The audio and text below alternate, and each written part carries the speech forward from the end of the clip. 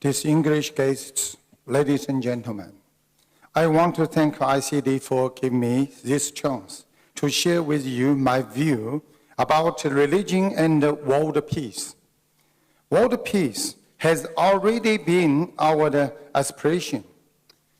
I believe that the ideals of religion can contribute to not only a healthier state of mind, but also world peace. Buddhists believe that a person is made of two parts, a body and a soul. If there is only a soul without a body, then it's a spiritual. On the other hand, if there is only a body without a soul, then such a person is mentally handicapped. This tells us how important the spiritual life is. If a person doesn't have a spiritual refuge, they will soon be without energy and passion. They would have no interest in anything in the world and be in a state of the self-pity. Imagine a person following their dream when they are suddenly hit by the failure.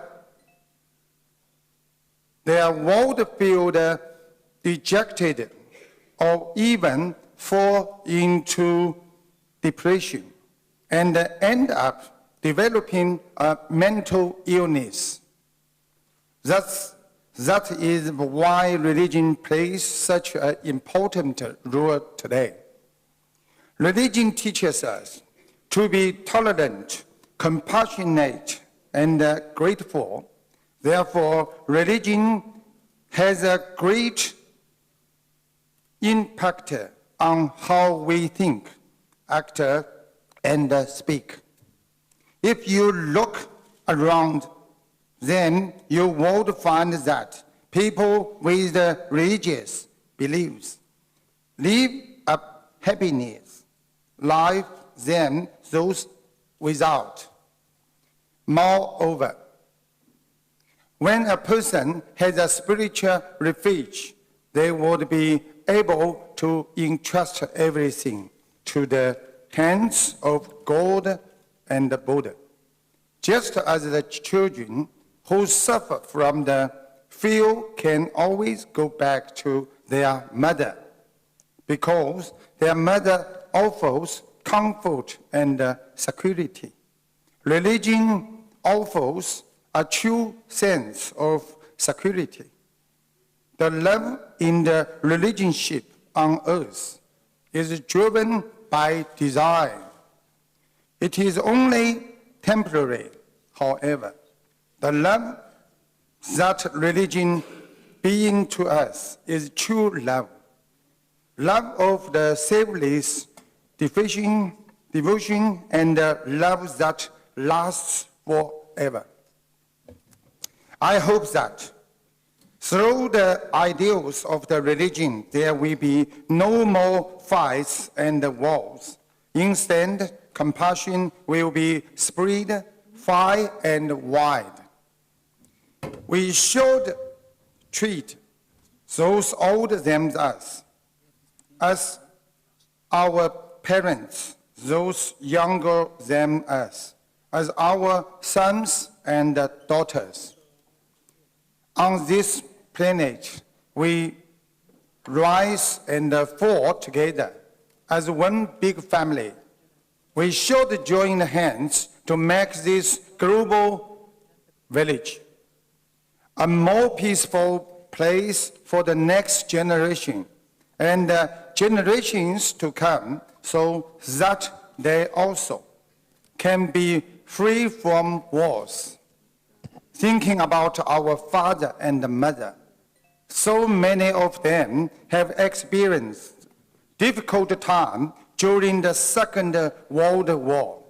But luckily, the current generation have avoided those wars.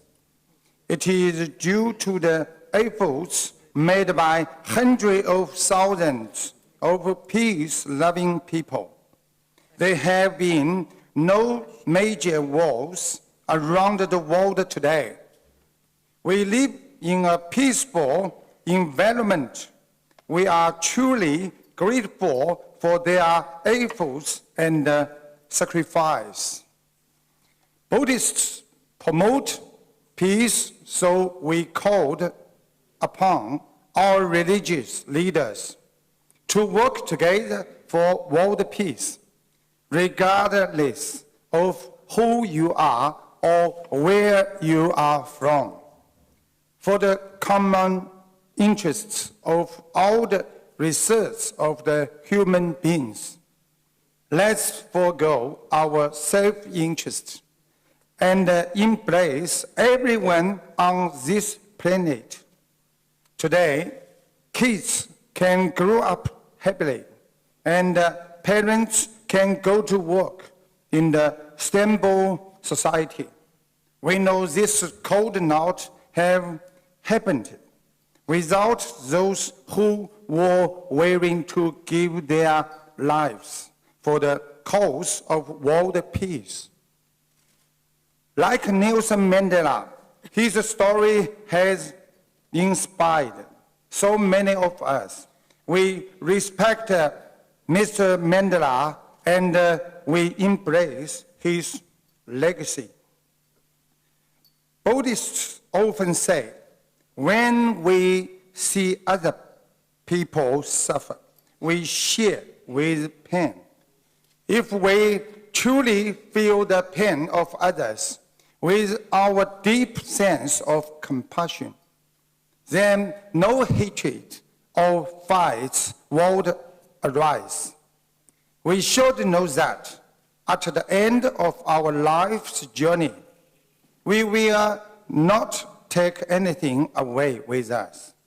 This is what we mean by we don't truly own anything in the Buddhism. In other words, we can treat the time we spend on this planet as the short and temporary stay. If we look at things this way, they will know that during this short stay, there is nothing in this world we should be attached to. Let me tell you a true story. In the 2011, the Brisbane in Australia was hit by the worst flood in the years. A friend of mine had a house by the river. He locked up his house and left for a business meeting at the Philippines. Around that time, but when he returned to the Brisbane, he could no longer find his house. His house was gone. The house has been swept away by the flood. This story shows us what Buddhists mean by nothing is permanent. What you have today can disappear tomorrow. We have to understand that all the things we see in the world today are empty by nature. So at the end of the day, we don't really own anything. We didn't bring anything with us when we were born, and we can't take anything away with us when we die. What is the implication for the peace with them? I think the key thing here is we need to learn to let go. If we truly want peace, then we must let go of our ego. When everyone is willing to work together for peace, then true peace will certainly arrive.